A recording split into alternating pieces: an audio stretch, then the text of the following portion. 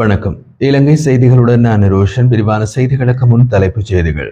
அமைச்சர் பிமல் ரத்நாயக்க பிரதமராக நியமிக்கப்படுவார் என்ற செய்திகளில் எந்தவித உண்மையும் இல்லை என்று அமைச்சரவை பேச்சாளர் அமைச்சர் நலிந்த ஜாதிச தெரிவிப்பு. எதிர்காலத்தில் திருட்டு மற்றும் ஊழல் இடம்பெற முடியாத நிலையை உருவாக்க அரசாங்கம் தொடர்ந்து நடவடிக்கை எடுத்து வருவதாக கைத்தொழில் பிரதியமைச்சர் சுட்டிக்காட்டு. ஐநா மனித உரிமைகள் உயர்ஸ்தானிகர் வால்கர் டர்க் எதிர்வரும் செப்டம்பருக்கு முன் நாட்டிற்கு வர அனுமதிக்க கூடாது என வடக்கு கிழக்கு வலிந்து காணாமல் ஆக்கப்பட்டோரின் உறவினர்கள் வலியுறுத்தல். ஆட்சிக்கு வருவதற்கு முன் சொன்னது ஒன்று என்று செய்கிறது வேறு என்று ஐக்கிய மக்கள் சக்தியின் பாராளுமன்ற உறுப்பினர் ஹபீர் ஹாசிம் தேசிய மக்கள் சக்தியை நோக்கி விமர்சனம். தொடர்வது விரிவான செய்திகள். அமைச்சர் பிமல் ரத்நாயக்க பிரதமராக நியமிக்கப்படுவார் என்ற செய்திகளில் எந்தவித உண்மையும் இல்லை என அமைச்சரவை பேச்சாளர் மற்றும் அரசாங்க தகவல் திணைக்கள அமைச்சர் நலிந்த ஜாதிச தெரிவித்துள்ளார்.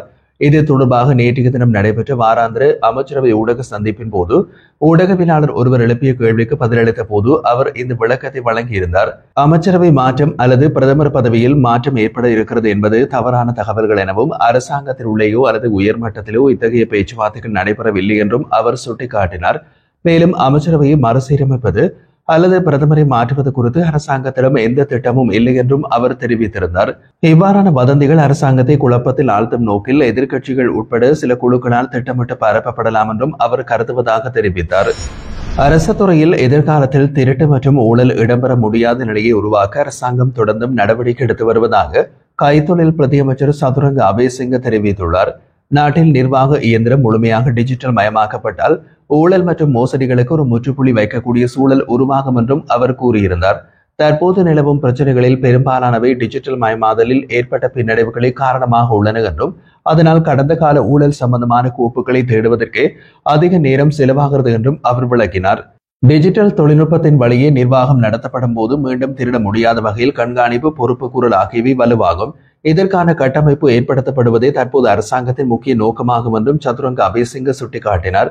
இத்தகைய டிஜிட்டல் மாற்றங்களை கொண்டு வருவதற்கான திட்டங்கள் மற்றும் நடவடிக்கைகள் அரசாங்கத்தால் வேகமாக முன்னெடுக்கப்பட்டு வருகின்றன என்றும் அவர் தெரிவித்துள்ளார். கட்டாய விடுமுறையில் உள்ள காவல்துறை அதிபர் தேசபந்து தென்னக்கோரின் அதிகார துஷ்பிரயோகம் தொடர்பாக விசாரணைகளை மேற்கொண்டு அறிக்கை சமர்ப்பிக்க நியமிக்கப்பட்ட விசாரணை ஆணைக்குழு நேற்று 3வது நாளாக நாடாளுமன்ற வளாகத்தில் கூட்டமிட்டது. இந்த அமர்வின் போது சட்டமா அதிபர் திணைக்களத்தின் பிரதிநிதிகள் பிரதி தரப்பான தேசபந்து தென்னக்கோனின் சட்டத்தரணிகளுக்கு சாட்சியங்களின் சத்திய கடதாசிகளை வழங்கினர். மேலும் கடந்த வார இறுதியில் பிரதி தரப்பின் சட்டத்தரணி எஸ் வீர விக்ரமின் இல்லத்திற்கு சென்று 12 சத்திய கடதாசிகளை வழங்க நடவடிக்கை எடுத்ததாகவும் இதனை குழுவில் அவர்கள் விளக்கினர். நேற்றைய அமர்வின் போது மேலும் 10 சத்திய கடதாசிகள் பிரதி தரப்பினருக்கு ஒப்படைக்கப்பட்டதுடன் மீதம் உள்ளவற்றை அடுத்த அமர்வில் வழங்கப்படும் என்றும் தெரிவிக்கப்பட்டது. முன்னதாக அனைத்து சாட்சியங்களின் சத்திய கடதாசிகளும் ஒரே நேரத்தில் வழங்கப்பட வேண்டும் என பிரதி தரப்பினரால் கோரப்பட்டிருந்தது. இருப்பினும் இரு தரப்பினருடனும் ஆலோசிக்கப்பட்ட பின்னர் 6 சத்திய கடதாசிகளை தற்போது வழங்குவது பொருத்தமானதாக குழு முடிவெடுத்தது. இதற்கு எதிராக எந்த ஒரு எதிர்ப்பும் வைக்கப்படவில்லை. இதற்கிடையில் தேசபந்து தென்னக்கோனின் சார்பில் நீதிமன்றத்தில் முன்னிலையான சட்டத்தரணி மாத்திர நீதவான் நீதிமன்றம் கைது உத்தரவு பிறப்பித்த பின்னர் அவரது சேவை பெறுநர் தலைமுறையாக இருந்ததாக கூறப்படுவதை ஒப்புக்கொள்ள முடியாது எனவும் அந்த கூற்றை அவரது தரப்பு மறுக்கிறது என்றும் தெரிவித்தார். ஐக்கிய நாடுகள் மனித உரிமைகள் உயர்ஸ்தானிகர் வால்கர் டர்க் இம்மாத இறுதியில் இலங்கைக்கு வர இருக்கிறார் என்பதற்கான செய்திகள் வெளியாகி வரும் சூழலில் அவர் எதிர்வரும் செப்டம்பர் மாதத்திற்கு முன் நாட்டிற்கு வர அனுமதி வழங்கக்கூடாது என்று வடக்கு கிழக்கில் வலிந்து காணாமல் ஆக்கப்பட்டோரின் உறவினர்கள் வலியுறுத்தியுள்ளனர். ஐநா மனித உரிமைகள் பேரவையின் செப்டம்பர் மாத கூட்டத்தொடருடன் இலங்கை தொடர்பான பொறுப்புக்கூறல் செயல் திட்டம் முடிவுக்கு வரவிருக்கும் நிலையில் தற்போதைய நீதி மற்றும் பொறுப்புக்கூறலை வலியுறுத்தும் முயற்சிகளை குறைத்து காட்டும் கருவியாக உயர்ஸ்தானிகரின் வருகையை அரசாங்கம் பயன்படுத்தலாம் என்றும் அவர்கள் சந்தேகம் தெரிவித்துள்ளனர். அரசாங்கம் முன்வைக்கும் உள்ளக நீதி பொறிமுறைகளில் தங்களுக்கு எந்த நம்பிக்கை இல்லை என கூறியவர்கள் சர்வதேச நீதி பாணியின் ஊடாக மட்டுமே தமக்கான நீதியை பெற்றுக்கொள்ள முடியும் என நம்புகின்றனர். இதற்காக ஐநா மனித உரிமைகள் பேரவையின் முழுமையான ஒத்துழைப்பு அவசியம் என்றும் அவர்கள் வலியுறுத்தினர்.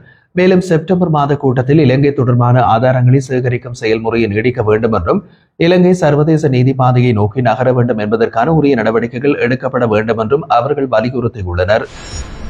மின்சார கட்டணங்களை பற்றி முடிவெடுப்பது அரசாங்கம் அல்ல என்றும் அதற்கு பொறுப்பானது சுயாதீன அமைப்பான பொது பயன்பாடுகள் ஆணைக்குழுவே என்றும் நிதி பிரதியமைச்சர் ஹர்சன சூரியபிரம தெரிவித்துள்ளார். அவர் செவ்வாய்க்கிழமை பாராளுமன்றத்தில் எதிர்க்கட்சித் தலைவர் சஜித் பிரேமதாஸ் எழுப்பிய கேள்விக்கு பதிலளித்த போது இந்த கூறலை மேற்கொண்டிருந்தார். சஜித் பிரேமதாச சர்வதேச நாணய நிதியின் விரிவாக்கப்பட்ட கடன் வசதியின் கீழ் தவணையை பெறுவதற்கு மின்சார கட்டணத்தை 18% உயர்த்த வேண்டும் என்ற தகவல்கள் தெரிவிக்கின்றன. இது எவ்வளவு உண்மையுடையது? மின்சார கட்டணத்தை உண்மையில் 18% உயர்த்த உள்ளீர்களா அடுத்த தவணை கிடைக்கும் திகதி எது என்றெல்லாம் கேள்வி கேட்டிருந்தார். இதற்கு பதிலளித்த ஹர்ஷன சூரிய பெரும ஒரு பொறுப்புடைய அரசாங்கமாக உற்பத்தி செலவுகளை அடிப்படையாக கொண்டு நியாயமான விலையில் சேவைகளை மக்களுக்கு வழங்குவதற்கான நடவடிக்கைகளை அரசு எடுத்து வருகிறது என்று கூறினார். இதனை மேற்பார்வை செய்யும் வகையில் தரவுகள் மற்றும் பொருத்தமான அறிக்கைகளை மதிப்பீடு செய்து தீர்மானிக்க சுயாதீன பொது பயன்பாடுகள் ஆணைக்குழு இயங்குகிறது. அதாவது அரசாங்கம் நேரடியாக மின்சார கட்டண உயர்வை நிர்ணயிக்காது. மாறாக அரசாங்கம் சமர்ப்பிக்கும் தரவுகளை பயன்படுத்தி கட்டண உயர்வு தேவையா எனில் எவ்வளவு உயர்வு வேண்டும் என்பதை குறித்த ஆணைக்குழுவை முடிவு செய்கிறது. எனவே 18% உயர்வு என்ற தகவல் அரசாங்கத்தின் தீர்மானம் அல்ல என்றும் இறுதி தீர்மானம் பொது பயன்பாடுகள் ஆணைக்குழுவின் பொறுப்பாகவே இருக்கும் என்றும் அவர் தெளிவுபடுத்தினார். தனிப்பட்ட தரவு பாதுகாப்பு சட்டம் மூலம் ஜனநாயகத்திற்கு பேராபத்தை ஏற்படுத்தக்கூடியது என்று ஐக்கிய மக்கள் சக்தியின் பாராளுமன்ற உறுப்பினர் ஹபீர் ஹாசிம் தெரிவித்துள்ளார். செவ்வாய்க்கிழமை பாராளுமன்றத்தில் நடைபெற்ற குறித்த சட்டமூலம் தொடர்பான விவாதத்தில் உரையாற்றிய அவர், மக்கள் விடுதலை முன்னணியினர் முற்புறவியில் வித்தைக்காரர்களா என்பது தெரியாது. ஆனால் சந்தர்ப்பத்திற்கு ஏற்ப தங்கள் நிலைப்பாட்டை மாற்றிக்கொள்வதில் அவர்கள் முந்தைய அனுபவம் உள்ளவர்கள் போல் தோன்றுகின்றார்கள் என்றார். தனிப்பட்ட தரவு பாதுகாப்பு சட்டமூலம் தொடர்பாக தொழில்நுட்ப கோணத்துடன் சேர்த்து ஜனநாயக உரிமைகள் மற்றும் அடிப்படை சுதந்திரங்களையும் கவனத்தில் கொள்ள வேண்டிய அவசியம் உள்ளதாக அவர் வலியுறுத்தினார். இன்று எதிர்க்கட்சியில் இருப்பவர்கள் நாளை ஆட்சிக்கு வரலாம். அதே போல அரசாங்கத்தில் இருப்பவர்களும் எதிர்க்கட்சிக்கு செல்லலாம். எனவே சட்டங்களை தயார் செய்யும் போது யாருக்கும் அதிகாரம் ஆகாமல் ஜனநாயக ஒழுங்குகள் பேணப்படும் வகையில் முன்னெடுக்கப்பட வேண்டும். 2022 ஆண்டு முன்வைக்கப்பட்ட தரவு பாதுகாப்பு சட்டமூலத்திற்கு மக்கள் விடுதலை முன்னணியின் தற்போதைய தலைவர் மற்றும் தற்போதைய ஜனாதிபதி அனுருகுமார திசாநாயக்க கடுமையாக எதிர்ப்பு தெரிவித்திருந்தார். அவர் தரவு பாதுகாப்பு அதிகார சபை ஒன்றை அமைக்க வேண்டும் என்றும் அதற்கான நியமனங்கள் அரசியலமைப்பு பேரவையின் ஒழுங்குகளின் கீழ் செய்யப்பட வேண்டும் என்றும் பல்வேறு திருத்தங்களை கோரியிருந்தார். ஆனால் தற்போது முன்வைக்கப்பட்டுள்ள சட்டமூலத்தில் அவ்வாறு வலியுறுத்தப்பட்ட அம்சங்கள் காணப்படவில்லை. இதனால் இந்த சட்டமூலம் முற்றிலும் ஜனநாயக விரோதமானது என்று ஹபீர் ஹாசிம் சாடினார். ஆட்சிக்கு வருவதற்கு முன் சொன்னது ஒன்று, இன்று செய்கின்றது வேறு. இந்த சட்டத்தின் மூலத்தில் பல திருத்தங்களை நாங்கள் முன்வைக்க உள்ளோம் என்றும் அவர் உரையாற்றியிருந்தார். மதுபான சட்டத்தை மீறி நிதியமைச்சராக இருந்தபோது மதுபான சாலை அனுமதி பத்திரங்களை வழங்கியதன் மூலம் முன்னாள் ஜனாதிபதி ரணில் விக்ரமசிங்கே அடிப்படை உரிமைகளை மீறியதாக கூறி தாக்கல் செய்யப்பட்ட 2 அடிப்படை உரிமை மனுக்களை விசாரணைக்கு எடுப்பதற்கு உயர்நீதிமன்றம் அனுமதி வழங்கியுள்ளது. நீதியரசர்கள் ஜசந்த கோத்தாகோடு, ஜனக் டி சில்வா மற்றும் மஹிந்த சமயவரதன் ஆகியோர் அடங்கிய நீதியரசர்களின் குழாமால் இந்த முடிவு எடுக்கப்பட்டது. மனுக்களில் முன்வைக்கப்பட்ட விவரங்களை பரிசீலித்ததன் பின்னர் இந்த அனுமதி வழங்கப்பட்டது. இதனையடுத்து கடந்த ஆண்டு ஜனாதிபதி தேர்தல் காலத்தில் வழங்கப்பட்ட மதுபான சாலை அனுமதி பத்திரங்களுக்கான முழுமையான தகவல்களை நீதிமன்றத்தில் சமர்ப்பிக்குமாறு தற்போதைய மதுவரி ஆணையாளர் நாயகத்திற்கும் நீதிமன்றம் உத்தரவிட்டுள்ளது. இந்த மனுக்களை மாத்தறை மாவட்டத்தை சேர்ந்த வர்த்தகர் தங்கவேலு தனேந்திர ராஜா உள்ளிட்ட சிலர் தாக்கல் செய்திருந்தனர்.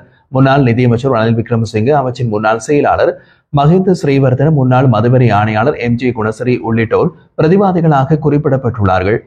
மனுதாரர்களின் சட்டத்திரணி இந்த அனுமதிகள் சட்டவிரோதமாக வழங்கப்பட்டதோடு 19 வயதுடைய முன்னாள் ராஜாங்க அமைச்சர் சாந்த பண்டாரவின் மகனுக்கும் அனுமதி அளிக்கப்பட்டதாகவும் நீதிமன்றத்தில் சுட்டிக்காட்டினார். இவை 2019 ஜனாதிபதி தேர்தல் காலத்தில் அரசியல் ஆதாயம் பெறும் நோக்குடன் வழங்கப்பட்டன என்றும் அவர் குற்றம் சாட்டினார். சட்டம் அதிபர் திணைக்களத்தை பிரதிநிதித்துவப்படுத்திய மேலதிக மன்றாடிய நாயகம் வழக்கு தொடர்பான தங்களது சமர்ப்பணங்களை முன்வைத்ததை தொடர்ந்து இந்த வழக்கினை வரும் நவம்பர் மாதம் 19ஆம் தேதி விசாரணைக்கு எடுத்துக் கொள்வதற்கு நீதியரசர்கள் குழு தீர்மானித்துள்ளது.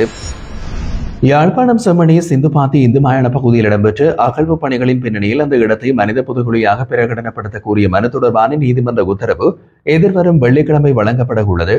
மேற்கண்ட இடத்தில் இடம்பெற்ற அகழ்வு பணிகளில் நேற்று வரை 7 மனித மண்டைகூடுகள் உள்ளிட்ட சிதிலங்கள் கண்டுபிடிக்கப்பட்டுள்ளதாகவும் தெரிவிக்கப்படுகின்றது. ஏற்கனவே நடைமுறையில் உள்ள சட்டப்படி ஒரு குறிப்பிட்ட பகுதியில் 3க்கும் அதிகமான மனித எலும்புக்கூட்டு எச்சங்கள் கண்டறியப்பட்டால் அந்த இடம் மனித புதுகுழி என்று சட்டப்பூர்வமாக அறிவிக்கப்பட வேண்டும். இந்த அடிப்படையில் காணாமல் ஆக்கப்பட்டோரின் உறவினர்கள் சார்பில் சட்டத்திறனிகள் வழிமொழிந்து யாழ்ப்பாண நீதவான் நீதிமன்றத்தில் இந்த பிரகடனத்துக்கான மனுவை தாக்கல் செய்தனர். விசாரணையின் போது சட்ட வைத்திய அதிகாரியின் கருத்தும் யாழ் போலீசாரின் நடவடிக்கைகள் குறித்த அறிக்கையும் நீதிமன்றத்திற்கு சமர்ப்பிக்க உத்தரவிடப்பட்டதுடன் அத்துடன் மனித புதைகுழி என அறிவிக்க வேண்டுமா இல்லையா என்பதற்கான தீர்ப்பு எதிர்வரும் வெள்ளிக்கிழமை வழங்கப்படும் என்றும் நீதவான் அறிவித்துள்ளார்.